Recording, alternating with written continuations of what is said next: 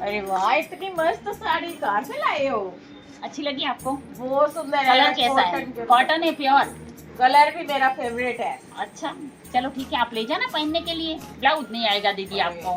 आप मेरे को साथ ले जाओ, मैं भी अपनी ले आऊं। आपकी तो एक बार ले जाके पहन लूंगी, समय अपनी हो तो बहुत 10 बार निकालते पहनूंगी। हो, समय बहुत निकालते हो। नहीं निकालती। हाँ तो निकालते हो। नहीं नहीं, अब जो जरूरत होती है वो अरे तो वाह, सामान लेना ही પેરોટ है। કલરની સાડી શું વાત છે। तुमने ये अकेले अकेले ले आते हैं, अपने को नहीं लेके जाते। नहीं नहीं, ले जाऊंगी, हम सब जाएंगे, सब जाएंगे। आप ये ले कहते हैं कि मैं ही सुंदर लगूं। તમને આ ગમી? भारती बहन सोचती है मैं ही सुंदर लगूं। नहीं नहीं, ऐसा नहीं। જો તમારી બીજી 4 નવી જો સાડી આવી જો ગઈ। देखो अभी तो ये साड़ी की बात करें और 2-4 साड़ी आ गई। हमें नहीं अच्छा। बताते। ये क्या सोचते हैं मैं ही अकेली सुंदर दिखूं। ओ और ऐसा देख लो।